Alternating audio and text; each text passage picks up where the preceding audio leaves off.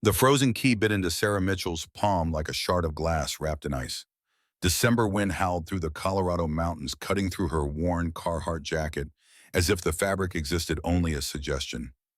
20 feet ahead, a steel door the color of dried blood jutted from the mountainside, half buried in snow that had been falling for 3 days straight.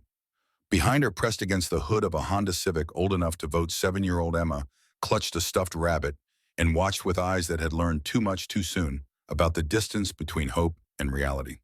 This bunker, purchased 12 hours ago for $750 at a government auction, Sarah had stumbled onto at 2 in the morning while her daughter slept in a Walmart parking lot, represented either the worst decision of her 37 years or the only one that might keep them alive through winter. The listing had promised 40 acres in a structure built in 1972 as a domestic communications facility, back when the Cold War meant Americans dug holes in mountains and filled them with equipment designed to survive what came after the missiles fell. What it hadn't promised was heat or water or any indication that human beings could actually live in whatever waited behind that door. Sarah's mechanic instincts cataloged details even as her fingers went numb. Hinges industrial grade, probably half an inch thick, built to support weight that would crush a man.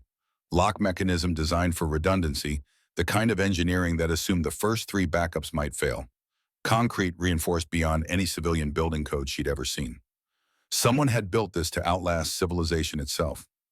Emma's voice carried across the clearing, small and uncertain. Is it going to be scary, Mama? The lie came easily because it had to. No, sweetheart, it's gonna be an adventure. Like camping.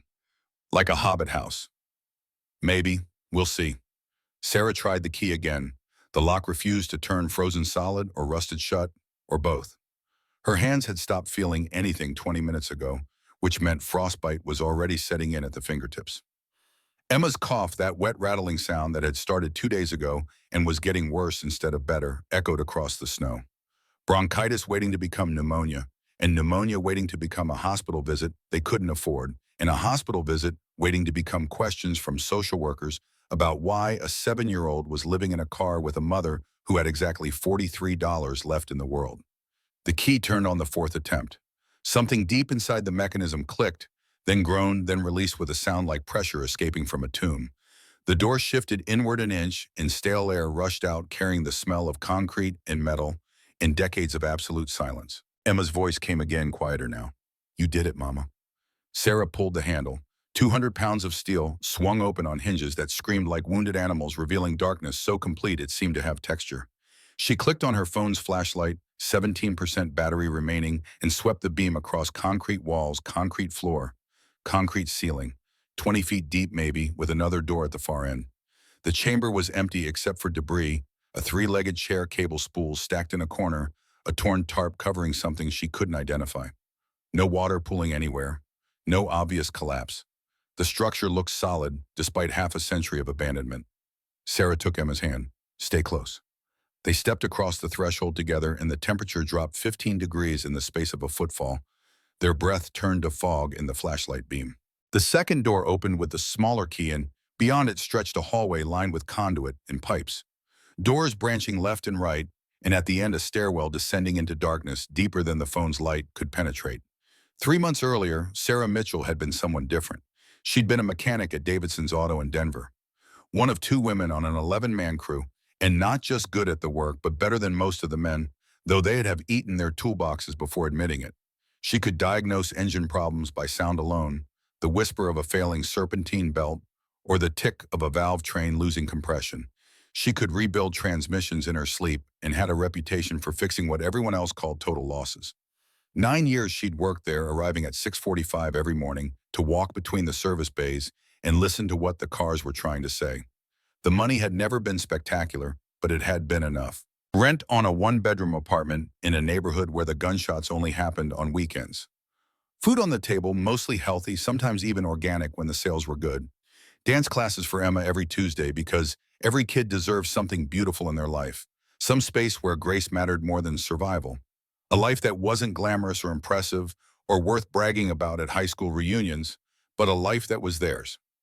Then Davidson sold the shop to a cryptocurrency entrepreneur who'd decided garages represented a solid investment in the service economy and had precisely zero understanding of how internal combustion actually worked. The new owner brought his own crew college buddies who knew business school vocabulary but couldn't tell a torque wrench from a tire iron and called Sarah to the office on a Tuesday afternoon in September. 2 week severance and a handshake that felt like a slap. Nothing personal, just restructuring. 9 years of showing up early and staying late and being twice as good to be considered half as credible, and it ended with nothing personal. She'd tried everywhere after that, every shop, every dealership, every quick lube place with a help wanted sign. But winter was slow season, and everyone was cutting back, not hiring. The applications asked about employment gaps and references and why she'd left her last position, and those applications went into a pile somewhere that never generated callbacks. October came, and the rent came due, and then past due. November brought an eviction notice that slipped under her door like a death sentence printed on cheap paper. Selling her tools had been the hardest part. The metric wrenches her father had given her when she turned 19 and announced she wanted to be a mechanic. Instead of going to college, his hands had worn the chrome smooth over 30 years of work, and now hers had continued the process. The socket put in its original metal case with his initials scratched into the lid. The pawnshop gave her $380 for $2,000 worth of precision instruments, and she'd walked out into autumn sunlight with cash in her pocket and a hole in her chest where something essential used to live. Everything else went into garbage bags. Emma's bike, the furniture from Goodwill, that had seemed fine when money was steady clothes they'd outgrown or worn through. The Civic's trunk groaned under the weight shocks compressing until the rear bumper nearly scraped asphalt. Sarah told Emma they were going on an adventure drove to the Walmart parking lot on the eastern edge of Denver and parked between a camper van and a semi-truck. The plan was to disappear into the background of people who also had nowhere else to go. 6 weeks in that parking lot, rotating spots every 3 days before security noticed the pattern. Truck stop bathrooms, where they washed in sinks with hand soap that smelled like industrial cleaning solution. Emma doing homework by dome light while other kids went home to heated bedrooms and parents who didn't have to choose between gas money and dinner. 6 weeks of Sarah lying through her teeth about how everything would be okay, how mommy had a plan, how this was temporary, and soon they'd have a real home again. The lies got harder to sell when Emma started coughing. December 18th, temperature dropping into the teens, and even with the engine running and the heat blasting cold seeped through every gap in the Civic's failing weather stripping. The cough started dry, then turned wet, then developed that rattle that meant fluid in the lungs. Sarah knew the progression: cold to bronchitis to pneumonia to hospital, and hospital meant questions she couldn't answer without risking everything.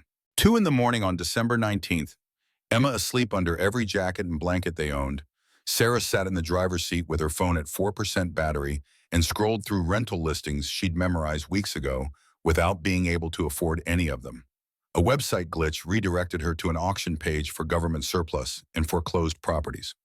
Most of it was worthless, burned-out buildings condemned by counties that didn't want to pay for demolition, vacant lots in places where even the tumbleweeds had given up. But one listing caught her attention and refused to let go. Underground property, former Cold War communications facility, 40 acres remote mountain location, as is where, is starting, bid $500 auction ending in 6 hours. The photos showed a concrete entrance set into a hillside and a steel door covered in rust. No interior shots. No details beyond a property location in rural Teller County and a structure built in 1972 for purposes the listing didn't specify. Utilities unknown. Access road unpaved. Buyer responsible for all inspections. No warranty of any kind. Sarah stared at the screen while the Civic's engine ticked as it cooled. This was insane. The property could be flooded or collapsed or contaminated with whatever they'd stored there during decades of government paranoia. Could be absolutely worthless. But it was also shelter, and shelter was something they didn't have, and Emma's cough was getting worse every hour they spent breathing recycled car air. The auction countdown said 5 hours remaining. No other bidders had touched it. Sarah watched the numbers decrease while her rational mind screamed that this was desperation, talking not logic. 4 hours? 3. At 2 hours remaining, she placed a bid for $500, which left her with exactly $300 for gas and food and whatever emergencies came next. The site refreshed, and she was the high bidder alone in a parking lot at 3 in the morning, betting her last dollars on a hole in the ground she'd never seen. Paranoia set in immediately. What if the listing was a scam? What if the property didn't exist? What if this was some elaborate scheme to extract money from desperate people who were too far gone to recognize the con? But at 17 minutes before the auction closed, Sarah increased her bid to $750, leaving herself with exactly 50 for emergencies. Like throwing her life savings off a cliff, except at least it was a choice. At least it was something instead of nothing.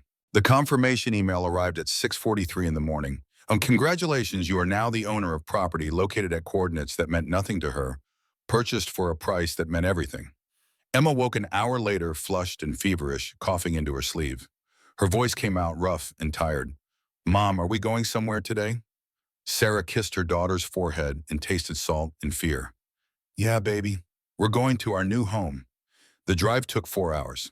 Interstate 70 west toward mountains that rose against the sky like broken teeth, then Highway 24 through towns that looked like they'd given up sometime in the 1980s, then county roads that got narrower and less maintained with every turn. The Civic struggled on inclines, engine whining in a register that made Sarah's mechanic instincts cringe. Transmission slipping in ways that meant catastrophic failure was approaching fast. 3 more trips in this car, maybe 4, if they got lucky, and then they'd be walking. They passed through Crusola at 10:30 in the morning, population 900, according to a sign that looked older than Sarah, and stopped at the only gas station. Marlene's Service and Sundries occupied a building that might have been white, once back before decades of weather had beaten it into submission. Inside, the woman behind the counter had gray hair pulled into a practical bun and hands that showed 62 years of work that didn't involve typing or pushing paper. Her name tag said Marlene, which matched the sign, and her eyes took in Emma's flushed cheeks and tired expression with a look Sarah recognized as pity.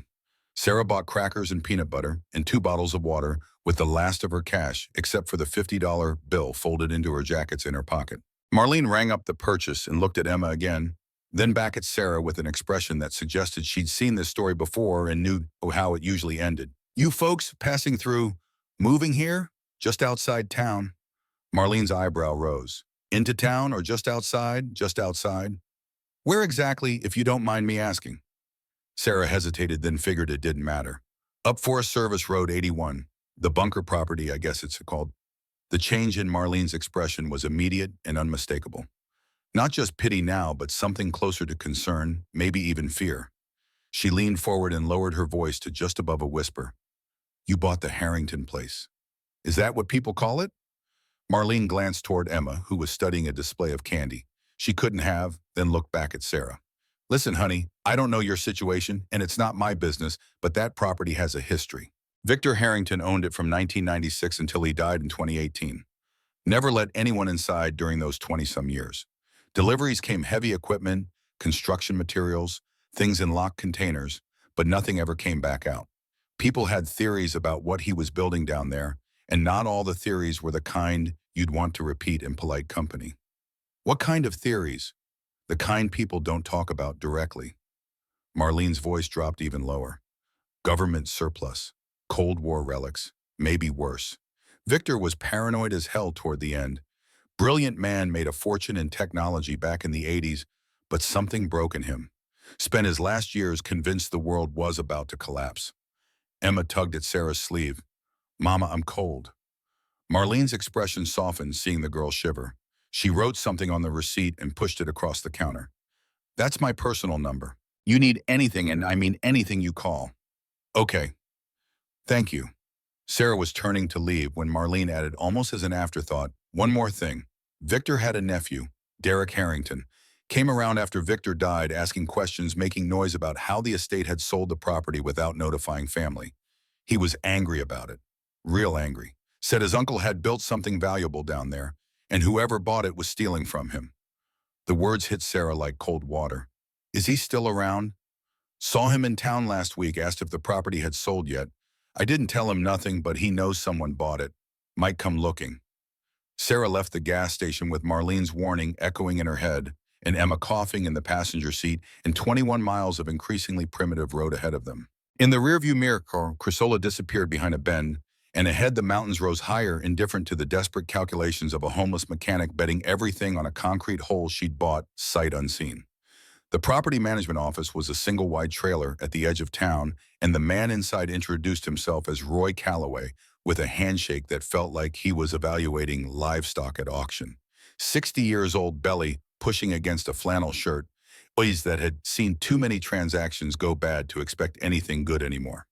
He handed Sarah a manila envelope containing a deed, a survey map, and two keys on a ring that felt heavy as sin. You're the one who bought the bunker. Not a question, just a statement of fact that needed no confirmation. That's me.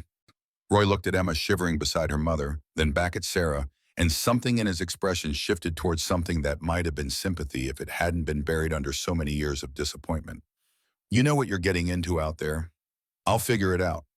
Property's been sitting empty since 2018. Previous owner died up there alone. Natural causes, they said, but he was 71 and paranoid and hadn't let anyone inside for years, so who knows what really happened. Roy pulled a faded Polaroid from his desk drawer and slid it across the surface. That's Victor Harrington, last photo anyone got of him, taken in 2017. The photograph showed an elderly man thin to the point of gaunt, with eyes that looked haunted even through the grain of cheap film. He stood in front of the bunker entrance with his arms crossed, and something in his posture suggested a man protecting something precious or dangerous or both. What was he protecting? That's the question everyone asks and nobody's got an answer. Built that place up himself over 20 years. Had trucks delivering the pleas every month, generator fuel, construction materials, locked containers. Nobody was allowed to inspect. Spent a fortune on it, and nobody knows why. Roy leaned back in his chair. Property's about 19 miles up Forest Service Road 81. Four-wheel drive recommended, but you might make it in that. He nodded toward the Civic visible through the window, and his tone suggested he wouldn't bet money on it. Sarah took the keys. They were cold and industrial and felt like they weighed more than they should. How do I know which key is which? Big one's the exterior door. Small one's supposed to be interior, but I can't confirm that. Estate never got inside. Victor was the only one with the codes or the knowledge or whatever it took to navigate that place. Roy's expression turned serious in a way that suggested this next part mattered. Miss, I don't know your story, and it's not my business, but it's supposed to snow tonight. Heavy snow. If you're planning on staying out there, make sure you've got supplies.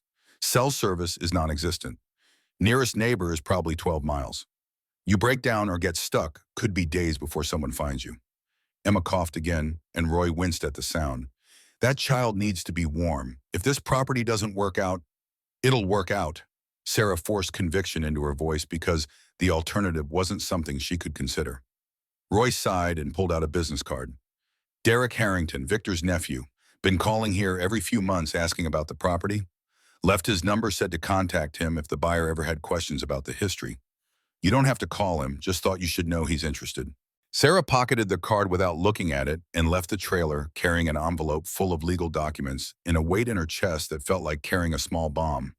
The road to the property wasn't really a road at all, just two ruts cut through pine forest overgrown with saplings and barely wide enough for the Civic to squeeze through.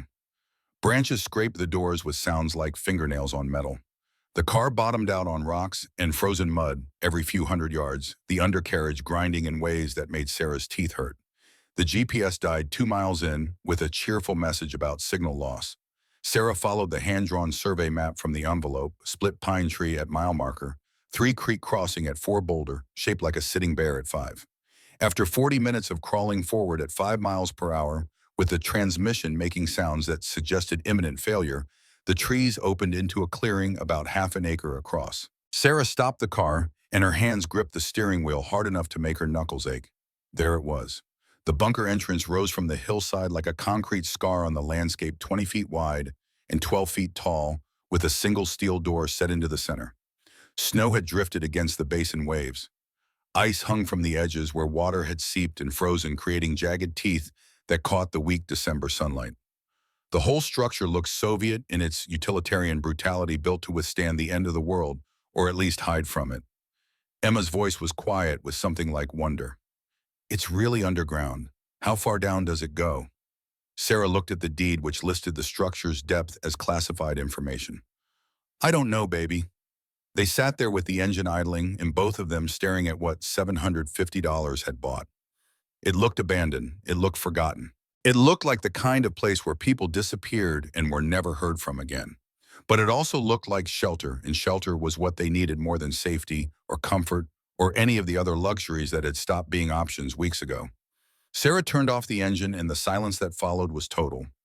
No traffic, no voices, no city hum, just wind through pine trees and the tick of cooling metal and Emma's voice labored breathing. Okay, Let's see what we've got. Then the sound of an engine roaring behind them shattered the quiet like a gunshot. Sarah spun in her seat to see a black Range Rover crashing through the forest road they'd just navigated, snow spraying from its tires, moving at a speed that was reckless, even for four-wheel drive.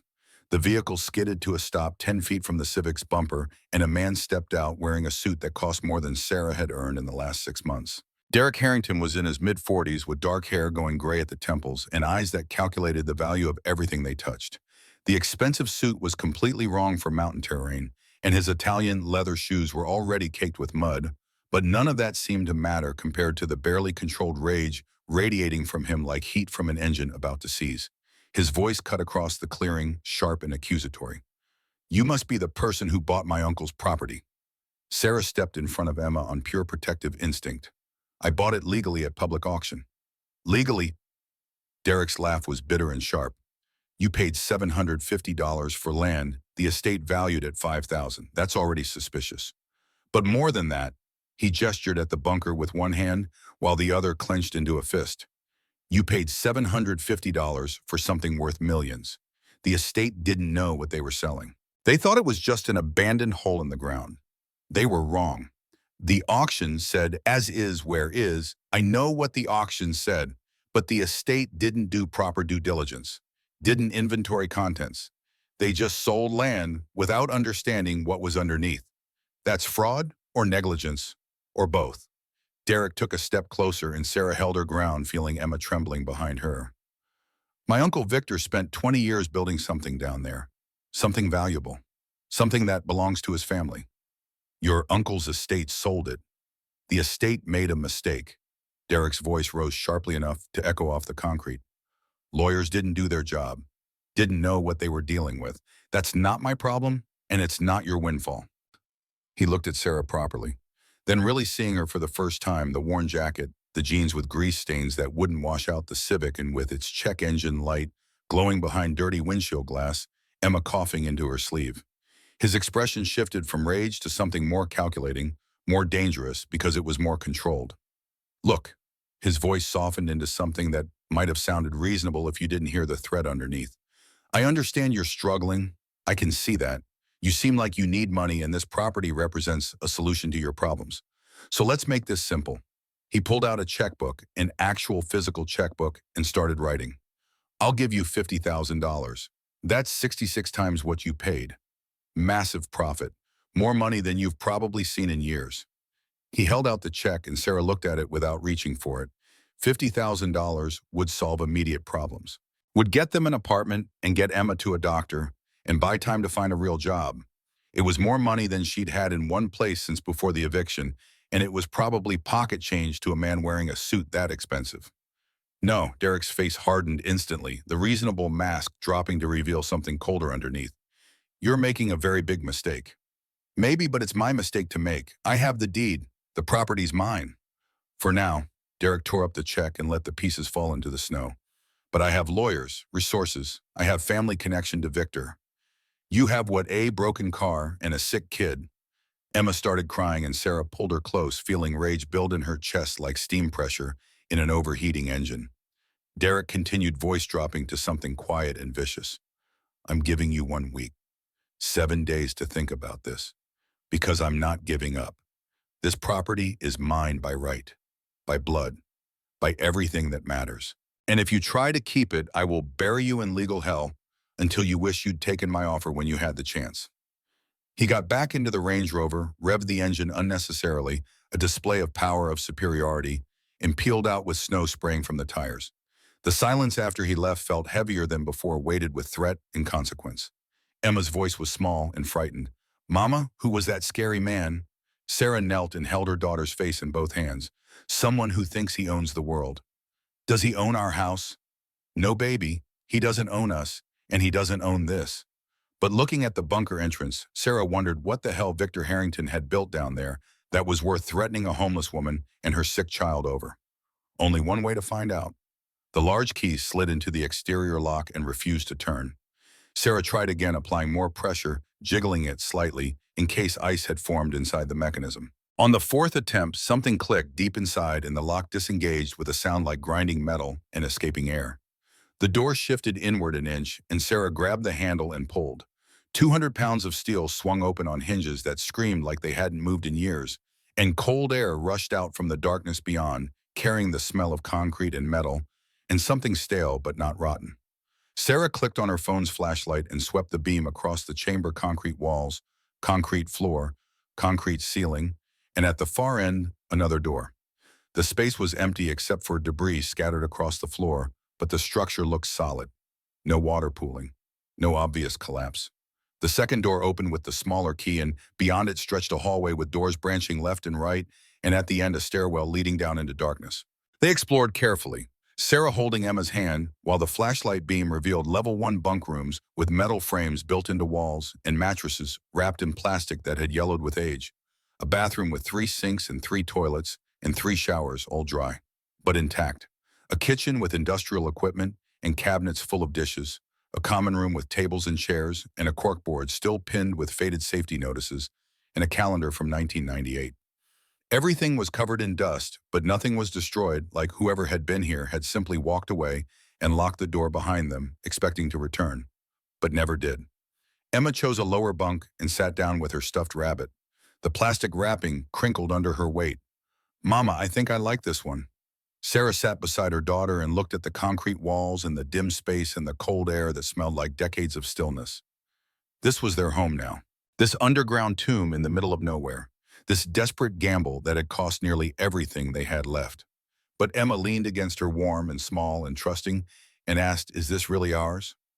Sarah wrapped her arm around her daughter and held her close. "Yeah, baby, this is really ours." That night, Sarah couldn't sleep. She lay on the plastic-wrapped mattress, with Emma curled beside her under every blanket and jacket they owned, and listened to silence that was total and absolute, the kind that pressed against eardrums and made every heartbeat sound too loud. The bunker was enormous, far bigger than the sparse auction listing had suggested. 3 levels that she'd found so far, each one branching into hallways and rooms that seemed to go on forever, the whole structure carved into the mountain and reinforced with engineering that spoke to paranoia or prudence, depending on your perspective. Then she heard it sound faint and distant, like metal scraping against concrete. Sarah sat up and listened, holding her breath. Nothing. Probably just the building settling, thermal expansion and contraction, perfectly normal for a structure this old. But then came footsteps, deliberate and unhurried, from the level above. Someone was in the bunker. Sarah grabbed a wrench from the box of tools she'd kept and whispered to Emma to stay hidden. She climbed the stairs quietly, with her heart hammering against her ribs and the wrench raised like a weapon she had no idea how to use. A flashlight beam cut through the hallway on level 1, and a silhouette appeared at the main entrance, hands raised. "Don't shoot, please." The voice belonged to an elderly man in flannel shirt and jeans, 75 years old, at least, with white hair and weathered face and kind eyes despite obvious fear. He was holding a toolbox, old and well-used, with a Leatherman multi-tool clipped to his belt. "Who are you?" "Walter Hayes. I was Victor Harrington's caretaker for 20 years. Sarah lowered the wrench slightly but didn't put it down. "What are you doing here?" "I came to check on the place. Didn't know anyone had bought it. Saw your car and wanted to make sure it wasn't Derek." He pulled out his phone and showed her grainy footage from trail cameras, Derek's Range Rover on the access road, Derek threatening her and Emma, Derek tearing up the check. "I've been watching the property like I promised Victor I would. Like I have for 20 years, even after he died. You've been watching us. Watching the property. And I'm glad I did, because Derek won't stop. I know him. I know how he operates. If you're going to fight him, you need to know what you're really fighting for." They talked in the common room over coffee. Walter had brought in a thermos. He explained that Victor Harrington had been brilliant and paranoid, and rich beyond comprehension, had sold a tech company in 1999 for $1.3 billion and spent the next 2 decades building Winter Vault as insurance against the world ending. Walter had maintained the facility every month for 20 years, checking systems and keeping the generator running and making sure Victor's collection stayed safe. The collection that was locked behind a door on level 3. The collection Derek wanted so desperately, he was willing to threaten a woman and child to get it. "What's behind that door?" Walter looked toward the stairwell leading down. "I can't tell you that. Not yet. Not until I know you're someone Victor would have wanted to find it." Sarah felt frustration rising. "He's dead. It doesn't matter what he wanted." "It matters to me." Walter's voice was firm. Victor saved my life in 2003. Found me living under an overpass, PTSD. From the Gulf War, couldn't hold a job, family had given up. He offered me work maintaining Bez place. Gave me purpose when I had nothing. I owe him to make sure his legacy goes to the right person. He stood to leave. I'm going to watch you over the next few days. See what kind of person you are. If you pass the test, I'll help you. Help you open the vault. Help you fight Derek. If not, Derek's lawyers will take this place anyway, and you'll get nothing. What's the test? Walter turned back with a slight smile. You'll know when you pass it, or fail it. After he left, Sarah stared at the locked door on level 3, its keypad glowing dull red with the word locked, displayed like a taunt. What test? What was she supposed to prove? And did she have time to prove it before Derek's one-week deadline expired? The next morning, Sarah made a decision to fight for this place to make it work, to prove she deserved whatever was down here. She started with what she understood: electrical systems. The panel in the utility closet showed all breakers switched off, but examining the setup, Sarah's mechanic eye recognized quality engineering, professional-grade infrastructure built to run for years without maintenance. She traced the conduit through walls down to level 2 and found the generator room, a massive Caterpillar diesel unit, probably 500 kilowatts, the kind that could power a small hospital. The fuel tank read 3/4 full. Sarah walked around the generator, slowly cataloging details, seeing oil still golden instead of black belts, and hoses aged but not cracked, air filter surprisingly clean. Someone had maintained this recently and well. Walter's work. She took a deep breath and hit the start button without really expecting anything. The generator coughed once, twice, then roared to life with a sound that echoed through the entire facility like a sleeping giant awakening. Emma came running from upstairs with eyes wide. Mama, what is that? That baby is electricity. You fixed it. Sarah grinned through the diesel fumes. It wasn't broken, just sleeping. With power restored, the bunker transformed. Lights flickered on in hallways, revealing decades of dust, but also the scope of what they now owned. The refrigerator in the kitchen hummed back to life. The heating system kicked on with a groan of old ductwork, and within an hour, the ambient temperature rose from the low 40s to a comfortable 68 degrees. The water system activated automatically, pumps drawing from a well drilled deep into the mountain aquifer, and after a minute of sputtering, the kitchen faucet ran clear and cold. Sarah tasted it and found it clean better than anything from gas station bathrooms.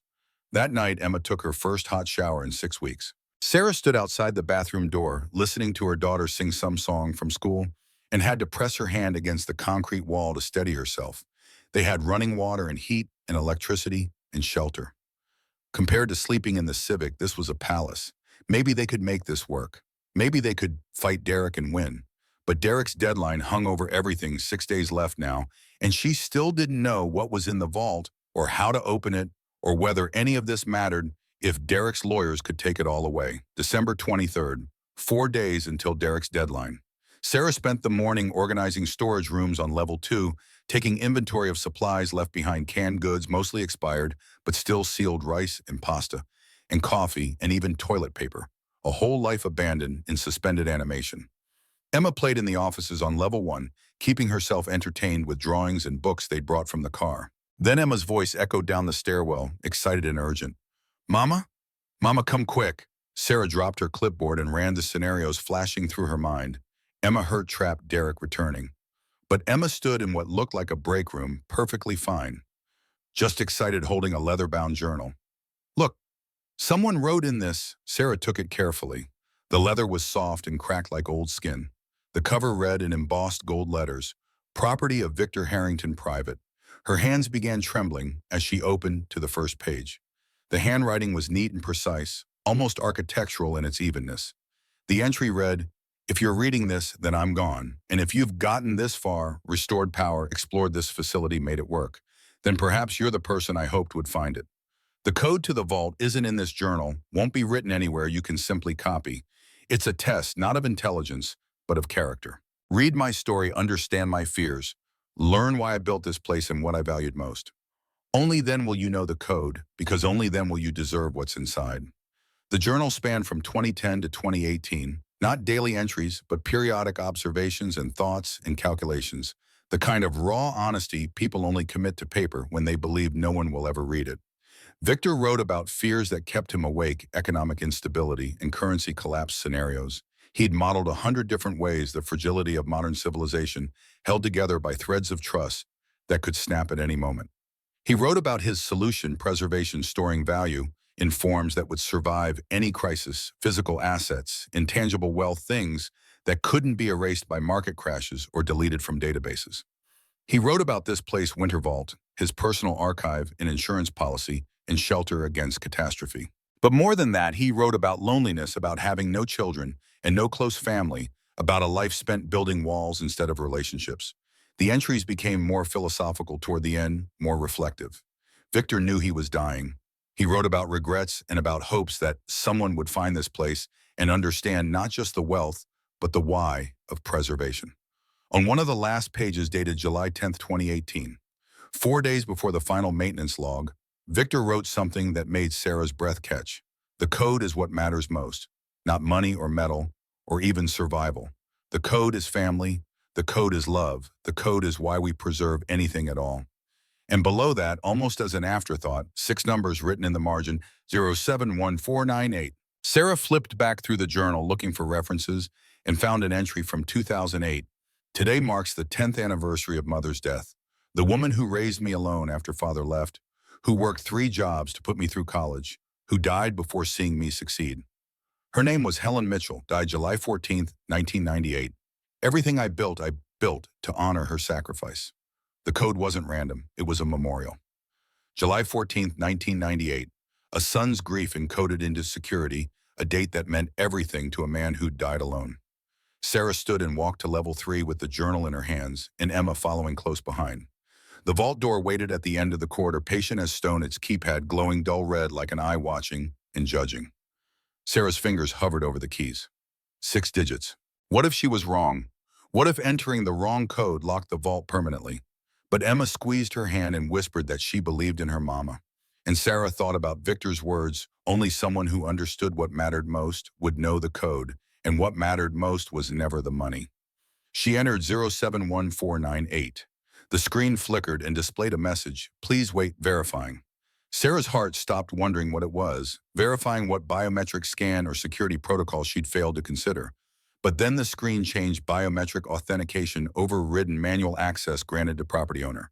Mechanical sounds came from deep inside the door, heavy locks disengaging, bolts sliding back with the precision of Swiss clockwork, and the word on the screen changed from lock to open. Sarah grabbed the handle and it turned smoothly in her grip. The door swung inward with almost no resistance. Despite its obvious weight, and motion sensors detected her presence, and lights began activating automatically, fluorescent tubes flickering to life in sequence, flooding the space with cool white illumination. What Sarah saw made her knees weak and forced her to grip the doorframe for support. The vault wasn't a room, it was a cathedral carved into living rock, 30 feet high at its apex, and stretching back into the mountain maybe 100 feet. And it was full not with boxes or supplies or survival gear, but with wealth organized and cataloged and preserved with obsessive care that spoke to years of planning. Glass cases lined the walls on either side, each one climate-controlled with small displays showing temperature and humidity readings, each one containing something valuable. Sarah moved forward slowly with her footsteps echoing off concrete and steel. The first case held coins, not just any coins, but rare specimens organized in velvet-lined trays with printed labels. Gold eagles and silver maple leafs, and Morgan dollars from the 1800s each, in its own protective capsule, foreign coins, with unfamiliar scripts, pieces that looked ancient and impossibly valuable. She photographed an inventory card and zoomed in to read the precise handwriting. 1889, Carson City Morgan dollar, MS65 condition, estimated value $45,000. One coin worth $45,000, and there were hundreds of coins in this case alone.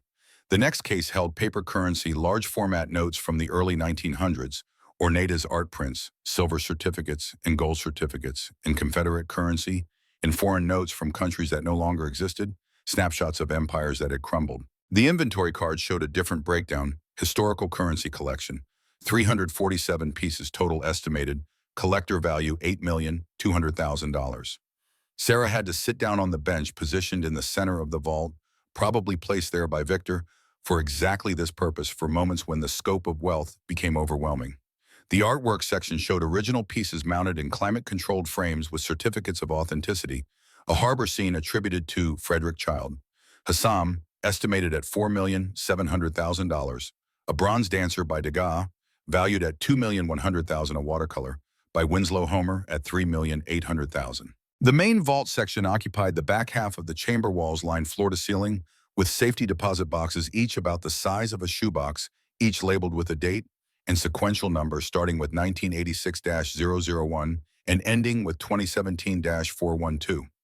412 boxes representing 31 years of accumulation, more than one box per month, a systematic commitment to preservation. Sarah opened the first box and found 20 gold Krugerrands, each coin in its own protective case documentation indicating they'd been purchased in June 1986 for $368 each and were now worth approximately $2,100 per ounce. $42,000 in one box. She opened another at random and found bearer bonds, corporate debt instruments worth hundreds of thousands. Another held stock certificates for Amazon purchased in February 2001 at $11 per share, now worth over $185, a 1,600% return. At the central desk sat the master ledger, thick and leather-bound with substantial pages. The first page was dated January 15, 1986, and bore the header, Project Winter Vault Personal Asset Preservation Initiative. Victor's handwriting explained his reasoning. He'd seen how quickly fortunes evaporated, how markets crashed and currencies failed, and governments seized assets, and he'd decided to protect his wealth by storing it in forms that would survive any crisis. The final page showed a summary written in the same precise hand, but with slight tremors, suggesting age and illness. Total estimated value, $310 million. $310 million, hidden in a mountain, stored in a bunker, maintained for decades by a paranoid billionaire who died without heirs, now legally owned by a homeless single mother who'd bought the property for $750 at auction. Sarah gripped the desk edge to steady herself as the room spun. She'd seen numbers like this before in news articles about lottery winners or tech executives, but seeing it here after examining the actual contents made it real in a way that felt impossible. Then she heard sounds from above, footsteps and multiple voices, and her heart stopped, because Emma was up there alone. Sarah ran, taking the stairs two at a time, her lungs burning by the time she burst into the common room on level 1. Derek Harrington stood near the entrance with two men flanking him, both built like professional fighters with hands that rested too casually near concealed weapons. Emma had pressed herself into a corner, clutching her stuffed rabbit to her chest, and the terror in her daughter's eyes made Sarah's vision narrow to a single point of focused rage. "Get away from my daughter." The words came out flat and dangerous. Derek held up his phone screen, glowing with grainy but unmistakable footage. Sarah entering the vault, lights activating in sequence, her walking through the Cathedral of Wealth, examining cases and opening boxes. "I installed cameras yesterday while you were sleeping. Noticed you exploring level 2, put cameras in every hallway. Been watching you solve Victor's puzzle all day." His smile was predatory, triumphant. "Thanks for doing the hard work. Now I know exactly what's down there." Sarah's mind raced through the implications. He'd been in the bunker while they slept, had violated their space, had been watching them like lab specimens. "How did you get in?" Derek gestured to the larger of the two security men, a wall of muscle with dead eyes and a name tag that read Marcus Sullivan, Blackwater Security. "Marcus here is ex-Special Forces.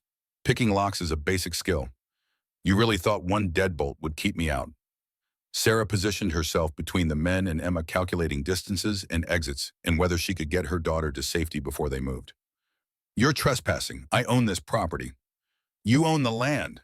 Derek's voice turned colder, more precise, like a lawyer reading terms. "But contents of that vault are estate assets that weren't disclosed during probate. They belong to Victor's heirs, which means they belong to me. I'm calling police right now, reporting you for trespassing and theft of estate property."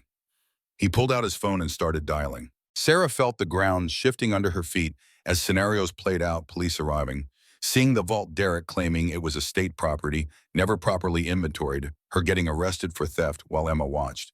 Everything they'd found, everything Victor had intended stolen by a man who felt entitled to wealth he'd never earned.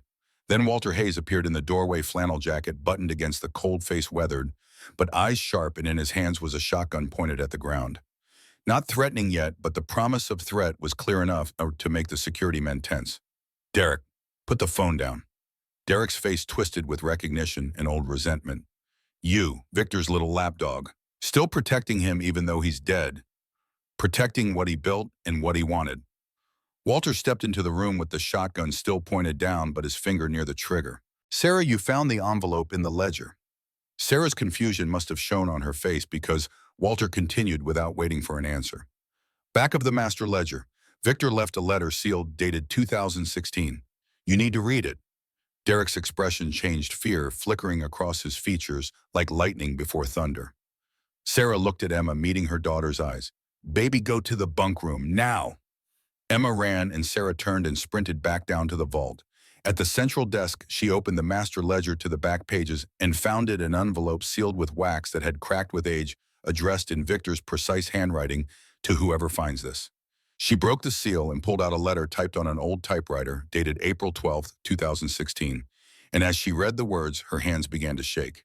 The letter was Victor's will, explicit and notarized and witnessed. He wrote about his half-sister Diane contacting him in 1994 after 40 years of silence, claiming she wanted reconciliation but really wanting money. He'd offered to help her on condition she seek treatment for the alcohol addiction that had destroyed her relationships. She'd refused, called him controlling, left angry. In 1995, she'd returned with her son Derek, then 20 years old again, asking for money again, refusing help that came with conditions. Victor's words cut through the years with clarity that felt like prophecy. I realized then that my family only valued me for my wealth, not for relationship or connection, but for what I could give them transactionally. Therefore I, Victor Harrington, being of sound mind and body, do specifically and explicitly disinherit Diane Harrington and all her descendants, including her son, Derek Harrington. They shall receive nothing from my estate, zero, not $1. Furthermore, Winter Vault Holdings LLC and all associated properties and contents are hereby excluded from my estate and shall not pass through probate. They belong to whoever finds them after I'm gone. This is my will. This is my intent. This is legally binding. Below the text were signatures, Victor's a notary's seal, 2 witnesses, legal and binding and absolute. Sarah folded the letter and ran back upstairs. Derek was still on the phone with emergency services. Yes, I need officers immediately. There's been theft of estate property worth hundreds of millions. Sarah interrupted, voice loud enough to cut through his words. Derek, hang up the phone, or I call my lawyers and sue you for harassment, breaking and entering, and slander. She held up the will. This document says you have 0 legal claim. 0. Derek's face drained of color. He ended the call and snatched the paper from Sarah's hands, reading it with eyes that grew wider with each line. No, this is fake. Victor wouldn't. Walter's voice was steady, factual. It's real. I witnessed him sign it, drove him to the notary myself. You helped him disinherit us. Derek's voice rose to something close to breaking. His family. Your mother abandoned him when he was dying from cancer in 1992, came back only when he was healthy and rich. You think he forgot that? Derek's composure shattered into rage and something deeper, something that looked like desperation. This doesn't matter. I'll fight it. I'll tie this up in court for years. He pointed at Sarah with a shaking hand, won't see a penny while it's in litigation. You'll spend everything you have on lawyers, go bankrupt fighting me, and even if you win eventually, the legal fees will eat half the vault's value. His breathing was ragged now, control slipping. So here's my new offer, 50-50 split. We both walk away with $155 million each, or you fight me and maybe win nothing.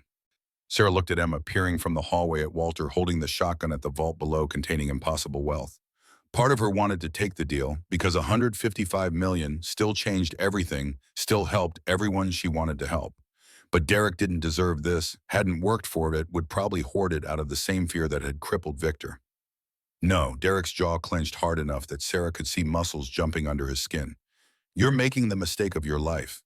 Maybe, but it's my mistake to make. Fine. The word came out, strangled, choked. I'm filing lawsuit first thing Monday morning, contesting the will, claiming undue influence on Victor, claiming you manipulated a dying old man.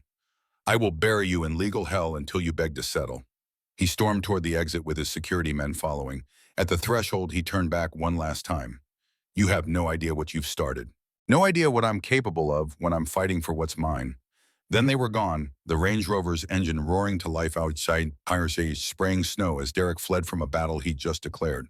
The silence afterward felt heavier than before, weighted with consequences Sarah couldn't fully calculate yet. Walter lowered the shotgun. That went about as well as expected. Sarah sat heavily on one of the common room chairs. Can he do what he threatened, tee this up for years? With enough money and lawyers, yes, Derek's desperate. Desperate people are dangerous. Emma emerged from the hallway, voice small and frightened. Mama, is that bad man going to take our house? Sarah pulled her daughter close. No, baby. We're going to fight. But looking at Victor's will in her hands, Sarah wondered how a homeless mechanic was supposed to fight a billionaire's nephew in court. The answer came that evening in the form of a phone call. Unknown number, woman's voice professional and cold. Miss Mitchell, this is Agent Linda Walsh, IRS Criminal Investigation Division. We need to discuss the assets you've discovered. I'll be there tomorrow morning at 9. Don't leave town. The line went dead before Sarah could respond. December 26th, the day after Christmas, and Sarah had barely slept. Her mind spun through scenarios where every outcome involved losing everything or worse. At precisely 9 in the morning, two vehicles pulled into the clearing, Sheriff Dan Cooper's cruiser, with its county seal, and a dark sedan with government plates that screamed federal authority. Sheriff Cooper stepped out first, early 50s, with a weathered face and eyes that assessed situations before making judgments. Miss Mitchell, I'm not here to arrest you, but I need to understand what's happening. Derek Harrington filed a report yesterday claiming you're concealing estate assets worth hundreds of millions. Are you? Sarah showed him the deed. I bought this property legally at public auction. Contents included under as-is terms. Contents worth $300 million seems unlikely to be included in a 750 sale. She handed him Victor's will. Previous owner explicitly wanted the finder to have it. Cooper read it carefully, his expression giving nothing away. This looks legitimate, but I'm not a lawyer. I'll need to verify this was properly filed. He made notes in a small pad. I'm keeping the investigation open. Agent Linda Walsh emerged from the sedan like a shark scenting blood and water. Late 40s dark pantsuit, government ID clipped to her belt, eyes sharp enough to cut glass. Her handshake was firm and brief. Miss Mitchell, may I come in? Sarah led them to the common room where Walter waited, and everyone sat while Sarah felt the walls closing in from multiple directions at once. Walsh pulled out a tablet and swiped through screens with practiced efficiency. I'll be direct. We've been monitoring unusual financial activity in Teller County. Anonymous donations totaling over $100,000 in the past week's school district, community center, library. Where did that money come from? Sarah chose her words carefully, feeling the trap closing. I found valuable items left by the previous owner and sold a small portion to help the community. Valuable items worth how much total? The silence stretched long enough to become uncomfortable. Walsh's eyes never left Sarah's face. Miss Mitchell, I don't care whose property this is legally.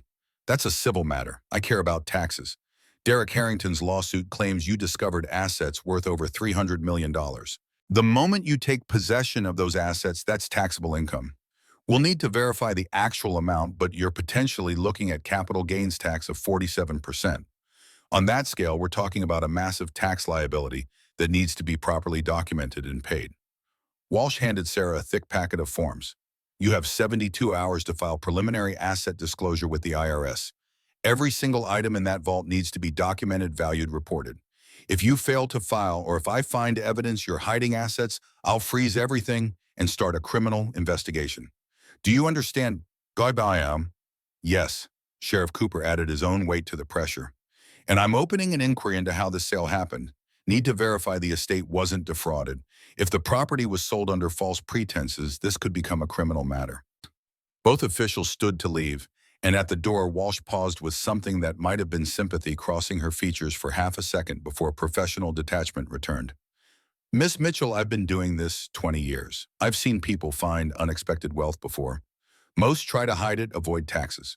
It always ends badly. You seem like a decent person in a tough situation. Don't make it worse by trying to be clever. Just file honestly, pay what you owe, and you'll keep the majority of the wealth. But try to cheat the system. She shook her head. I will find out, and I will prosecute. After they left, Sarah stood holding IRS forms that felt heavier than the paper they were printed on. Walter put a hand on her shoulder. This is impossible. Derek's lawsuit coming, IRS wants filing by Sunday, sheriff investigating. What am I supposed to do? Walter's voice was quiet but certain. There's one person who can help navigate this, but you're not going to like it.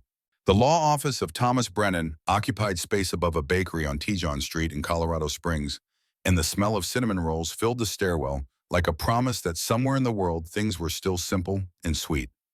Brennan looked up from his desk as Sarah entered mid-50s with gray-streaked hair and reading glasses on a chain, but his hands were calloused from work that involved more than paper and keyboards. Sarah handed him the manila folder. Deed auction records, photographs of the vault, Victor's will pages from the master ledger IRS forms, Derek's business card with a threatening message he'd left on her voicemail that morning. Brennan read for 20 minutes without speaking, occasionally making notes on a yellow legal pad. His eyebrows rose when he saw the vault photos, and he lingered longest on Victor's will, reading it twice. Finally, he removed his glasses. This is remarkable and remarkably complicated. Can you help me? That depends. Do you want me to tell you what you want to hear or what you need to hear? Need to hear. Brennan nodded as if this answer had been a test she'd passed. Then here's reality. Derek's claim has no legal merit. The will is clear, properly executed, notarized, witnessed intent explicitly stated. Any competent judge will uphold it, but he held up a hand as Sarah started to relax. Derek's right about one thing. He can tie this up in court for years. File motions, demand continuances, appeal every ruling. With enough money and lawyers, he can make your life hell. Brennan leaned forward. The sheriff's inquiry will clear once he verifies the will was properly filed. I can expedite that. IRS requirements are legitimate and unavoidable. You'll need professional authentication of everything in that vault, and then you'll owe significant taxes. Real question is, do you want to fight and can you afford to fight? Sarah thought about Emma and families like hers who needed help and what Victor had wanted. I'll fight. Brennan smiled slightly. Then I'll represent you. Contingency basis 5% of whatever we successfully establish as yours. He extended his hand. So yes, 5% is fair, and yes, I'll fight for you. Sarah shook, feeling for the first time since finding the vault that maybe she had allies who understood what was at stake. When do we start? Right now. First, we file IRS disclosure before Sunday's deadline, document every asset. Second, we respond to Derek's lawsuit, which he'll file Monday, with a motion to dismiss based on the valid will. Third, we get ahead of this with a press conference, full transparency show. We're not hiding anything. Derek wants to paint you as a thief. We paint you as an honest person honoring Victor's wishes. Brennan paused, his expression turning grim. But Miss Mitchell, prepare yourself. This will get ugly before it gets better. Derek's desperate and he needs this money. When desperate people fight, they fight dirty. Are you ready for that? Sarah thought about 6 weeks living in the Civic, about Emma coughing, about having nothing and fighting for everything. I've been through worse. I hope so, because Derek just retained Sutherland and Associates, the most expensive litigation firm in Denver. They don't lose and they don't play fair. The next 3 weeks became systematic torture disguised as legal process. Week 1 was documentation hell. Brennan brought a team of specialists to the vault, each one signing non-disclosure agreements before entering. Experts spent days authenticating and cataloging coins, currency, artwork, stock certificates, bonds, every piece of Victor's collection. The final authenticated value came to $327,600,000, $17 million more than Victor's final estimate. Brennan filed a comprehensive IRS disclosure running 847 pages documenting every single asset. But then week 2 brought Derek's counterattack. Derek's original 1-week deadline had passed on January 1st without action, but Sarah had known he was planning something worse. On Monday, January 6th, he filed a lawsuit in Teller County Court, alleging that the will had been obtained through undue influence on a mentally impaired elderly man, that Sarah had somehow manipulated Victor, despite never meeting him, that the assets belonged to the estate and hadn't been properly inventoried during probate, and that Sarah's possession constituted conversion of property. He demanded full return of all vault contents to the estate for distribution to rightful heirs. Derek also filed a temporary restraining order, preventing Sarah from liquidating any assets until the case was resolved, and Judge Carrion granted it. Sarah couldn't sell anything, couldn't pay lawyers, couldn't help anyone. She was trapped between wealth she legally owned and poverty she couldn't escape. Sutherland and Associates filed motion after motion demanding Sarah's financial records for the past 10 years, subpoenaing her tax returns, requesting depositions of everyone she'd ever worked with, scheduling hearings on every minor procedural issue. The goal was obvious: bury her in legal costs and complexity until she had no choice but to settle. Then someone leaked to the media that Sarah had made $100,000 in donations before legal ownership was determined. The local news ran a headline that made her look like either a fool or a criminal mystery bunker buyer spent contested funds while lawsuit pending. Sheriff Cooper called her in for additional questioning, his suspicion palpable. Your tax returns show zero income last year. Where did $100,000 come from? Personal savings from before buying the property. Technically true, she'd sold a gold coin, but Cooper's expression said he didn't buy it. I'm keeping the investigation open. Emma was struggling too. She'd started school in Crasola and the kids were asking why she lived in a bunker, calling her weird, asking if her mom was crazy. She came home crying one afternoon with words that broke Sarah's heart. Mama, they said we're poor. Are we poor? Sarah held her daughter close. We're rich in things that matter, baby. But the words felt hollow because how were they rich if they couldn't access any of it, if Derek's lawyers were bleeding them dry through procedural warfare, if the vault full of wealth might as well be filled with rocks, for all the good it did them? Walter checked in daily, offering support that was emotional rather than financial. You holding up? Sarah was exhausted in ways that sleep couldn't fix. Barely. Derek's lawyers are brutal. Every day it's a new motion, new hearing, new thing to respond to. Thomas says that's the strategy. Bleed me dry, financially and emotionally, until I settle. Don't give up. Victor wanted you to have this. He chose this, wrote the will specifically to prevent Derek from getting it. Honor that. But Sarah wasn't sure how much longer she could hold on. Friday, January 24th brought the breaking point. Brennan called with news that the hearing was scheduled for Monday, January 27th. Full evidentiary hearing on Derek's motion to invalidate the will. This is it. We present Victor's will, prove it's valid, get Derek's lawsuit dismissed. Or Derek convinces the judge Victor was mentally incompetent and the will is invalid. If we lose, everything goes to probate and Derek gets it as next of kin. Sarah's throat was tight. What are our chances? The pause before Brennan answered told her everything she needed to know. Honestly, 50-50. The will is valid, but Derek's bringing a psychiatrist who treated Victor. They'll claim Victor had paranoid personality disorder, diminished capacity. It's going to come down to whether the judge believes Victor was paranoid but competent or paranoid and incompetent. I can't predict which way that goes. Sarah hung up and looked at Emma doing homework at the kitchen table in their real house, with working heat and stability that was about to be ripped away. Everything came down to Monday. Win, and they had a future. Lose, and they lost everything, including the bunker itself, would be homeless again. But this time with the added weight of knowing they'd touched wealth beyond imagining before watching it slip through their fingers. Monday, January 27th, and the Teller County Courthouse felt like a coliseum built for executions disguised as justice. Sarah arrived with Thomas Brennan in his worn suit carrying a scuffed briefcase, and they parked next to Derek's Range Rover and the Mercedes sedans belonging to Sutherland and Associates. The courtroom was half full with local reporters, curious residents, Walter in the back row, and Agent Walsh taking notes with the focused intensity of someone building a case regardless of which side won. Judge Martha Carrion entered with gray hair pulled back severe and sharp eyes behind rimless glasses. Her reputation was for no-nonsense rulings and not suffering fools, which meant everything came down to evidence and law rather than sympathy or emotion.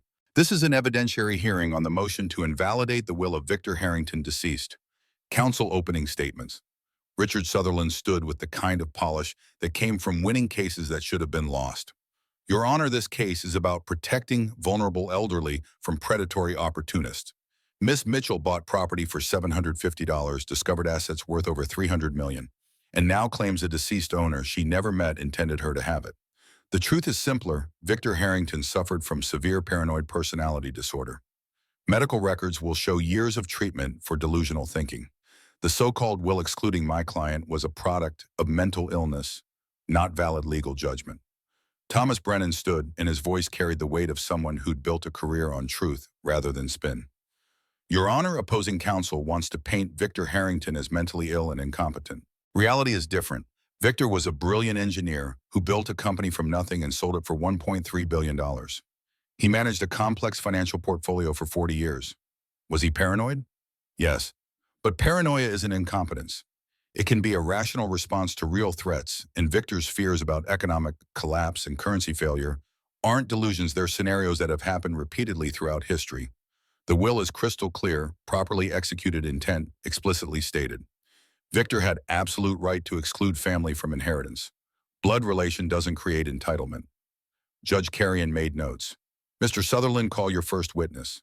Dr. Raymond Fletcher took the stand, 70 years old with white hair and the distinguished bearing of someone whose professional opinion had been purchased many times before. Sutherland, established credentialed psychiatrist who treated Victor from 2012 to 2017, then moved to diagnosis.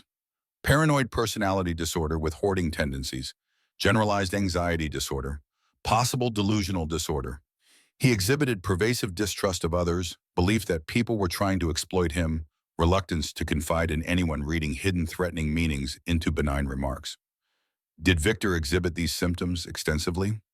Yes, he believed government was planning to seize private assets, that economic collapse was imminent and deliberately orchestrated, that family members were plotting to steal his wealth.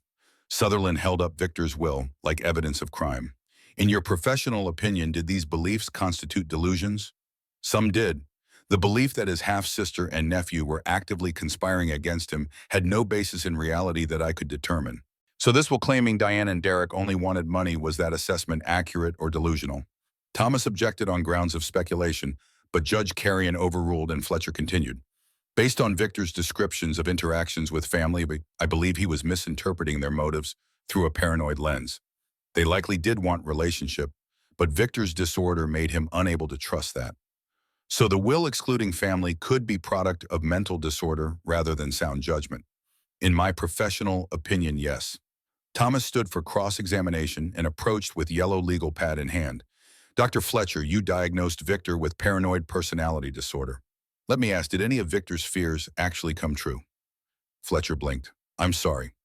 Simple question. Victor feared economic collapse. We had one in 2008.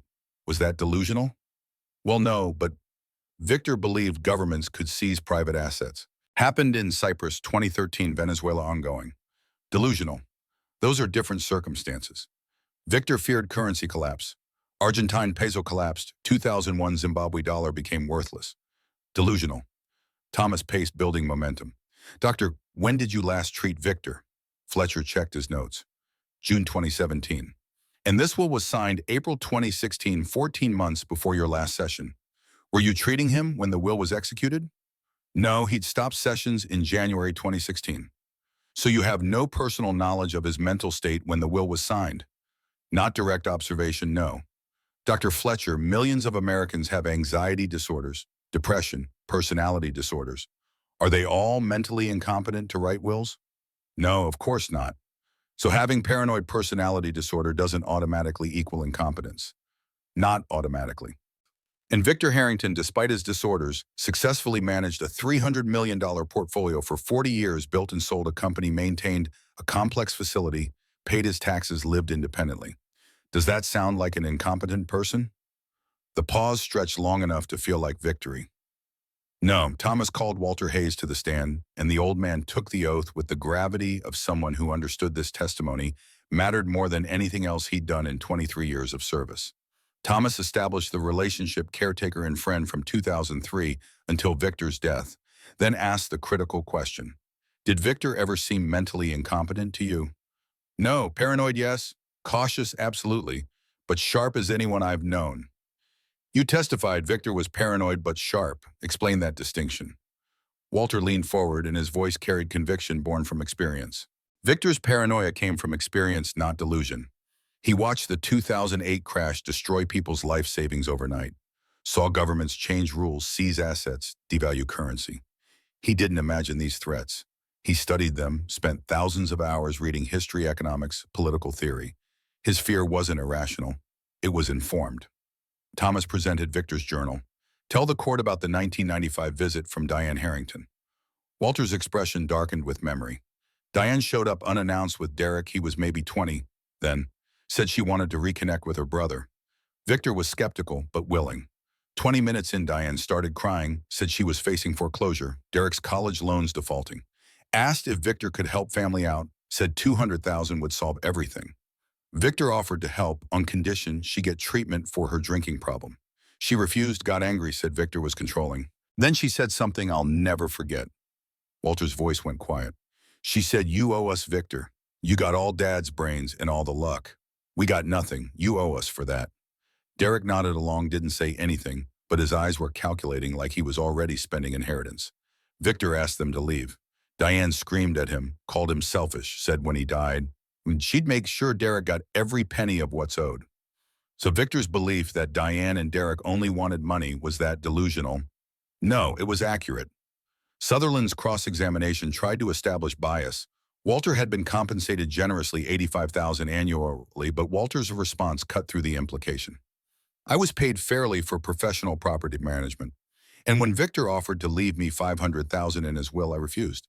Told him if he left me money, people would question my testimony exactly this way. Victor understood. That's why he didn't leave me anything, so when this day came, my testimony would be untainted. The courtroom went silent. Even Sutherland had no response to that kind of premeditated integrity. But then Sutherland filed an emergency motion. Your Honor, we've just obtained documentation of a psychiatric hold on Victor Harrington, 72-hour involuntary commitment in May 2016, 1 month after the will was signed. If he had a psychotic break 1 month after signing it, proves he was mentally unstable when the will was executed. Judge Carrion's expression turned troubled. This is serious. I'm scheduling emergency hearing tomorrow morning before closing arguments. Outside the courthouse, Derek approached the usher with something like triumph in his eyes. Last chance. 60-40 split. You get $130 million, I get $190 million. Or we both lose to lawyers. Sarah's voice was flat, drained. No. Then you'll lose everything, and you'll deserve it. That evening, Walter sat in Sarah's living room with his head in his hands. I knew about the psychiatric hold. I should have told you. Sarah felt betrayal mixing with exhaustion. Why didn't you? Because the truth is worse than anything Derek's lawyers imagine. May 2016, Victor didn't have a psychotic break. Derek had him committed fraudulently, trying to get him declared incompetent so Derek could control his assets. I helped cover it up after because if it came out, it would have destroyed Victor's reputation. Now it's going to destroy your case, and it's my fault. Sarah stared at him. Derek committed fraud, and I have proof. They spent the night going through Victor's papers until Sarah found medical records from Denver's Psychiatric Facility Evaluation Report from Dr. Helena Vance, dated May 17, 2016. The report stated that Victor had been admitted on emergency hold, initiated by nephew Derek Harrington, that patient denied suicidal ideation and denied psychotic symptoms, that mental status examination revealed no evidence of acute psychiatric emergency. Most damning, the signatures from Dr. Marcus Sullivan and Dr. Robert Fletcher appeared identical, suggesting forgery, and both doctors claimed to have evaluated the patient on the same day at different locations simultaneously, which was impossible. The recommendation was immediate release with suggestion to investigate potentially fraudulent petition, but Victor had declined to press charges, wanting to forget the whole humiliating episode. Sarah reread the signatures. Marcus Sullivan, that was Derek's security guard. Robert Fletcher was the psychiatrist who testified yesterday. Derek had forged documents to have his uncle committed so he could establish incompetence for financial gain. Tuesday morning brought the emergency hearing, and Sarah handed Thomas the medical records. When Judge Carrion read Dr. Vance's evaluation, her expression turned to ice. Dr. Vance found no basis for the hold and noted inconsistencies suggesting fraud investigation. Mr. Sutherland, did you know about these findings? Sutherland was pale. We had the initial commitment petition, not the release evaluation. So you filed a motion based on incomplete records. The judge turned to Derek. Mr. Harrington, stand. Did you initiate a psychiatric hold on your uncle in May 2016? Derek's confident expression was cracking. Yes, but he called me sounding suicidal. According to Dr. Vance's report, you claim 2 doctors evaluated him. Dr. Fletcher testified yesterday he wasn't treating Victor in 2016. Who is Marcus Sullivan? Thomas stood. Your Honor, Marcus Sullivan is a security guard employed by Derek Harrington, not a doctor. The courtroom erupted, and Judge Carrion's gavel came down hard. Mr. Harrington, did you forge a psychiatric evaluation to have your uncle committed? Derek's lawyer whispered urgently, and Derek's voice came out strained. I invoke my Fifth Amendment right against self-incrimination. Your emergency motion is denied, and I'm referring this matter to the district attorney for investigation into possible fraud, forgery, and false imprisonment. We'll proceed with closing arguments after recess. In the hallway, Derek grabbed Sutherland's arm. You said this would work. I didn't know about fraud. You told me the hold was legitimate. You're on your own. Sutherland walked away, leaving Derek alone and exposed. Closing arguments were brief. Sutherland's was weak, undermined by the fraud revelation. Thomas was concise and devastating. Victor Harrington's will was properly executed, his intent explicitly stated. Derek Harrington's attempt to fraudulently commit Victor 1 month after the will was signed proves exactly what Victor feared, a family member trying to control his assets. The will should be upheld and Victor's wishes honored. Judge Carrion delivered her ruling the next morning. I've reviewed all evidence. Victor Harrington maintained full mental capacity to execute a valid will. Psychiatric diagnosis alone does not establish incompetence. The will dated April 12, 2016 was properly executed, witness notarized. Victor had absolute right to exclude family from inheritance. Derek Harrington's fraudulent commitment attempt demonstrates the predatory behavior Victor sought to prevent. Therefore, the motion to invalidate is denied. The will is valid and enforceable. Sarah Mitchell is the legal inheritor of all vault contents. Temporary restraining order is lifted. The gavel fell and Sarah had won, but the victory felt hollow when Agent Walsh approached immediately. Congratulations on your legal victory. Now about taxes, you'll owe capital gains tax of 47% on the authenticated value of $327.6 million. That's approximately $154 million. First quarterly payment of $38.5 million is due April 15th. Get it done, Miss Mitchell. Thomas Brennan invited Sarah for coffee that afternoon at a diner 2 blocks from his office. He spread papers across the table between them like a surgeon laying out instruments before an operation. You won legally. Now here's what that actually means. He walked her through the numbers with the methodical patience of someone who'd delivered this kind of news before. Total authenticated assets, $327.6 million. After capital gains tax at 47%, that's $154 million owed to the IRS over the next several years as you liquidate. After my contingency fee at 5%, that's $16.4 million. After authentication costs, ongoing security insurance, legal fees to close out the case, you're looking at approximately $156 million in actual usable wealth. Sarah stared at the breakdown. Still life-changing. Still more money than she'd ever imagined touching. But not the fairy tale number everyone assumed, not the $327 million the media kept repeating. And I can't just sell everything at once. Liquidating properly will take 3 to 5 years to avoid crashing market values. You dump rare coins and investment-grade art all at once, you'll depress prices and lose tens of millions. Need to be strategic, patient. Thomas closed the folder. This is still an incredible outcome, Sarah. But the reality of wealth is far more complicated than the fantasy. Sarah sat in the vault that evening surrounded by glass cases and safety deposit boxes, $327 million worth of assets that felt more like burden than blessing. She'd won the legal battle but inherited years of tax payments, careful liquidation strategies, and the weight of decisions about how to use what remained. The vault that had seemed like salvation now felt like responsibility she wasn't sure she was equipped to handle. But Emma found her there, climbed onto the bench beside her. Mama, are we rich now? Sarah wrapped her arm around her daughter. We're safe now. That's better than rich. 6 months passed in methodical implementation. Sarah purchased a house in Crasola for $285,000, 3-bedroom ranch on 2 acres that needed work, but had good bones, and furnished it simply from the local furniture store rather than anything expensive or ostentatious. Bought a 3-year-old Toyota Highlander for $38,000 that started every time and had working heat. Established a college fund for Emma with $500,000 that would grow with compound interest. Created an emergency fund of $2 million that would support them for 5 years even if everything else failed. Total personal spending, $3,285,000. Less than 1% of the authenticated vault value. The rest went toward purpose. Monroe Automotive opened in July. Sarah found a vacant garage on Crasola's main road, a building that had sat empty for 2 years after the previous owner retired. She spent 6 weeks renovating it herself, working alongside local contractors she paid fair wages. Installed new hydraulic lifts and modern diagnostic equipment. Organized hand tools on pegboards like her father's garage from memory. Painted the walls bright white because light mattered even in a workspace.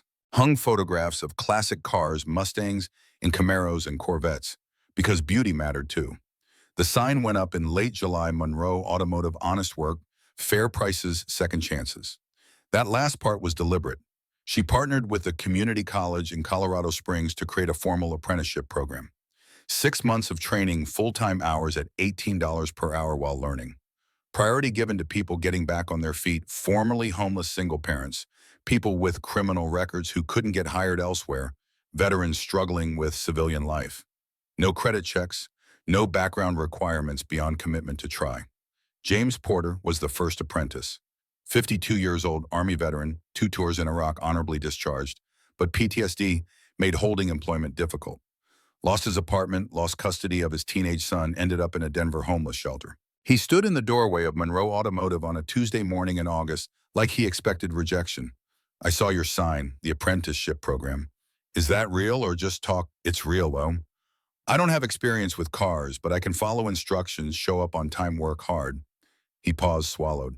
I just need somebody to give me a shot. Sarah recognized the desperation in his voice because she'd heard it in her own not long ago. When can you start? Now, today, whenever you want. Tomorrow morning, 7 a.m. Bring work boots and willingness to learn. James showed up at 6:45 the next morning and every morning after that for 6 months. Sarah taught him everything she knew: how engines worked, how to diagnose problems by listening to the sounds metal made under stress, how to rebuild transmissions with patience and precision, how to read electrical systems like maps. His hands were steady even when his mind wasn't. He found focus in the mechanical work, found peace in problems that had clear solutions. By December, James was confident and skilled and ready. Sarah helped him open Porter's mobile repair truck-based service with lower overhead and flexibility to build his own schedule. Co-signed a loan for $85,000 to cover the truck and tools. Risk, yes, but she believed in him. 2 weeks after opening his business, James regained custody of his son. She attended the court hearing and watched him cry when the judge signed the papers. But not everyone succeeded. Dwight Kowalski was 45, former machinist, who'd lost his job when the factory closed. He developed diabetes afterward, couldn't afford medication without insurance, watched his health deteriorate while searching for work that never came. Started the apprenticeship program in September, enthusiastic and hardworking, good with his hands, patient with precision tasks. Week 14, he collapsed in the shop. Diabetic crisis. Sarah drove him to the hospital herself, waited while they stabilized him, paid the medical bills that came to $47,000, got him proper treatment, insulin case management. But the doctor's orders were clear: no physical work, disability only. Dwight was devastated when she visited him afterward. I wanted to finish the program, wanted to prove I could still work. You did prove it. Your body just needs different kind of work now.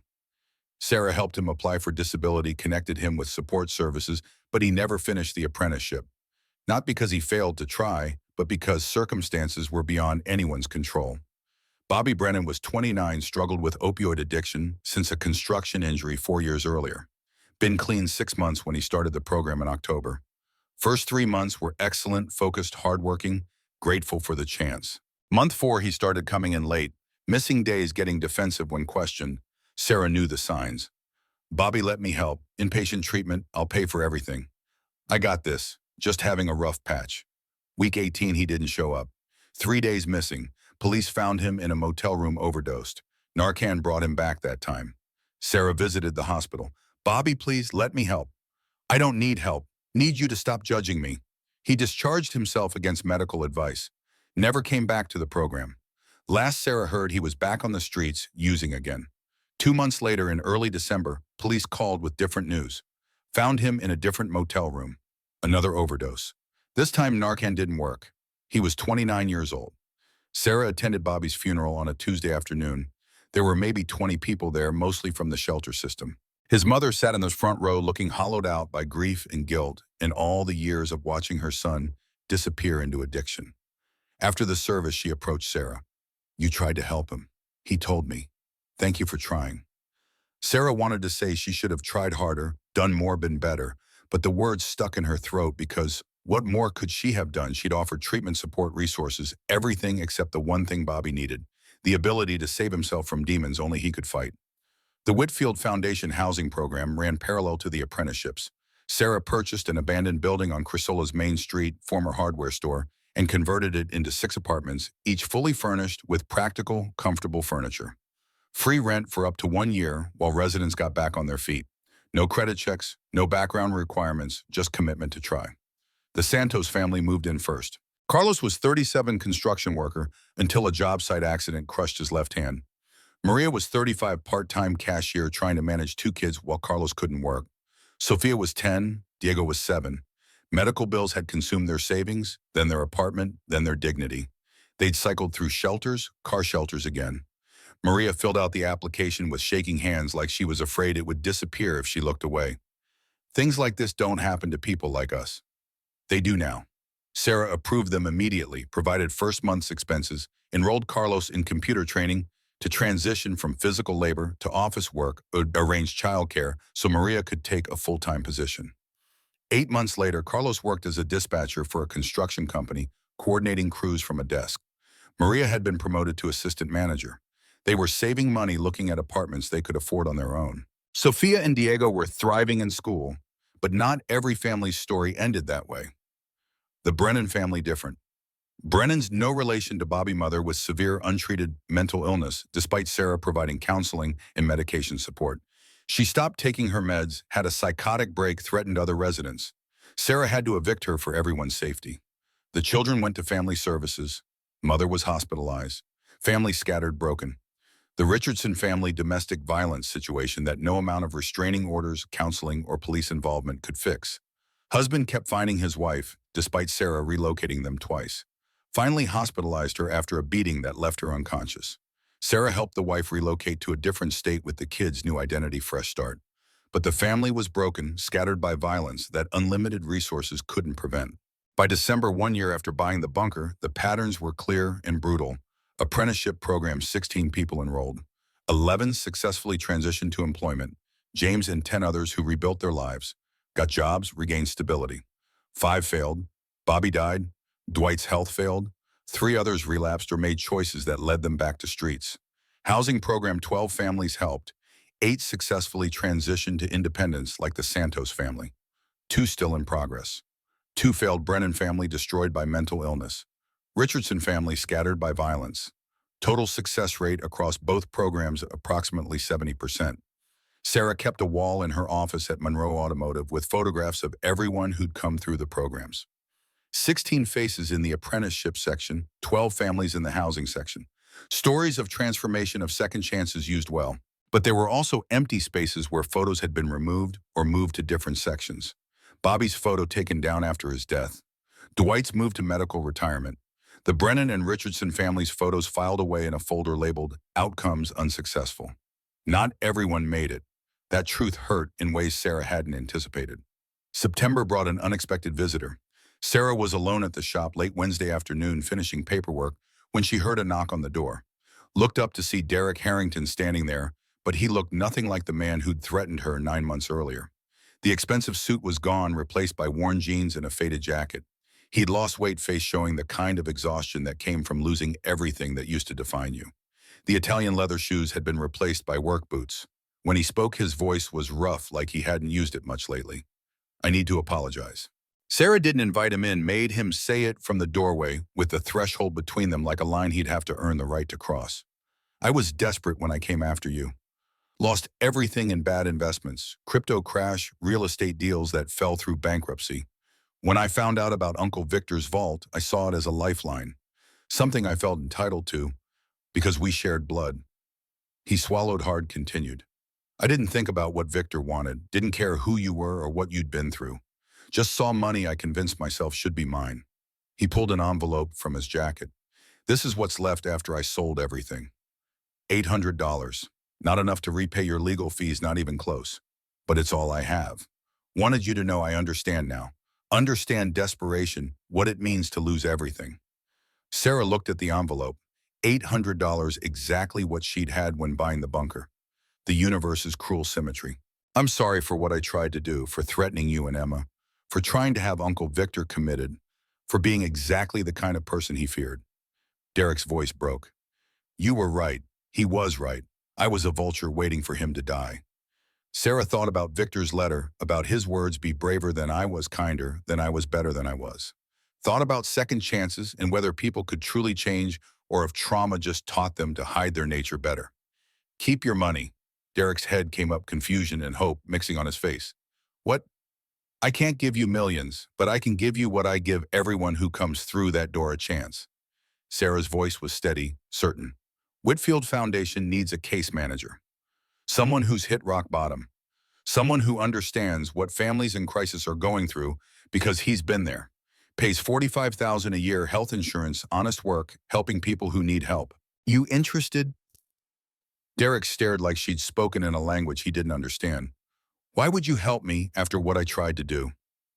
Because second chances aren't earned. They're given. The words felt true as she said them, felt like something Victor would have approved. Victor gave me one. I'm giving you one. What you do with it, waste it, or build something meaningful that's entirely up to you. Derek's composure shattered. He covered his face with his hands and sobbed, the kind of release that came from carrying weight for too long. I don't deserve this. Nobody deserves second chances. That's the whole point. You start Monday if you want it. 8 a.m. Foundation office in Colorado Springs. Show up ready to work. Derek nodded, unable to speak, shook her hand with both of his like he was afraid she might change her mind. He left quickly and Sarah turned to find Emma standing in the office doorway with her backpack still on from school. She'd heard everything. That was the right thing, Mama. Yeah, baby, I think it was. But that night, lying in bed in their house with working heat and Emma sleeping safely in the next room, Sarah wondered if giving Derek a job was wisdom or foolishness, if people really changed, or if they just learned to perform change convincingly enough to get what they wanted. No way to know except try. And really trying to help people, even when risky, that was the work. Christmas 2026 arrived exactly 1 year and 6 days after opening the vault. The community meal at Whitfield Foundation drew 100 people families. The foundation had helped apprenticeship graduates, volunteers, community members who'd heard the story and wanted to be part of something meaningful. James Porter taught his teenage son how to carve turkey, rebuilding their relationship one patient lesson at a time. The Santos family brought homemade tamales, Maria insisting on contributing after everything they'd received. Derek Harrington worked quietly in the corner, coordinating meal service transformed from antagonist into someone genuinely useful. But there were also empty chairs arranged in the corner of the room, a memorial for those who didn't make it. Bobby Brennan's chair death 2 months earlier from an overdose that Narcan couldn't reverse. The Brennan family's chairs representing children scattered through family services and a mother hospitalized. The Richardson family's chairs for people living and hiding from violence that wealth couldn't stop. After the meal, people gathered and asked Sarah to speak. She stood reluctantly with Emma squeezing her hand for encouragement, looking around the room at successes and absence in both. I don't usually do this, but okay. She took a breath. Year ago today, Emma and I were eating canned soup in that bunker, wondering if we'd made a terrible mistake. We'd lost everything, home, job security. Then we found Victor's gift, found wealth beyond imagining. Easy to think that's the end of the story. Poor person gets rich happily ever after. She paused, met eyes around the room. But that's not how life works. This year, we helped dozens of families, trained 16 apprentices, provided housing and support and second chances. 11 people rebuilt their lives, got jobs, regained stability. That's incredible. Her voice thickened. But 5 people didn't make it. Bobby Brennan died from an overdose 2 months ago. He tried God, he tried so hard, but addiction won. Dwight Kowalski wanted to finish the program, wanted to prove he could still work, but diabetes destroyed his body. 3 others relapsed or disappeared or made choices that led back to streets. Sarah felt the weight of those names, those faces, those failures. I could tell you about 11 successes, make an inspiring speech about hope and transformation. And that's true, but also true not everyone makes it. Sometimes trying isn't enough, and that hurts. She gathered strength from Emma's hand in hers. But here's what I've learned, failure doesn't negate success. 70% success means 70% of people got a chance and used it. That matters. We honor those who didn't make it by continuing to try, by showing up tomorrow, next week, next year, by giving the next desperate person the same chance. Knowing some will fail, knowing failure is part of the process. Trying anyway. Her voice strengthened. Victor Harrington wrote in his letter, "Wealth only matters if it does something. Even when it fails, sometimes you keep trying. Even when it hurts, you keep trying. Even when Bobby dies and Brennan family breaks and Dwight's body gives out, you keep trying. Because that's the work. That's what makes wealth mean something." Silence filled the room, heavy with truth that people didn't usually speak out loud. Then James stood and started clapping. Others joined until the space filled with applause, not for success, but for honesty, for acknowledging that helping people was messy and you lost some along the way. Emma looked up at her mother. "Mama, did we save everyone?" Sarah knelt to eye level. "No, baby, we didn't save everyone." "Is that okay?" Sarah thought about Bobby's memorial chair, about families scattered by circumstances beyond control, about Dwight's photograph in a different section. Yes, because we saved some, and that matters. And the people we couldn't save, we tried. We gave them real chances. They knew somebody cared. That has to be enough because it's all we can do.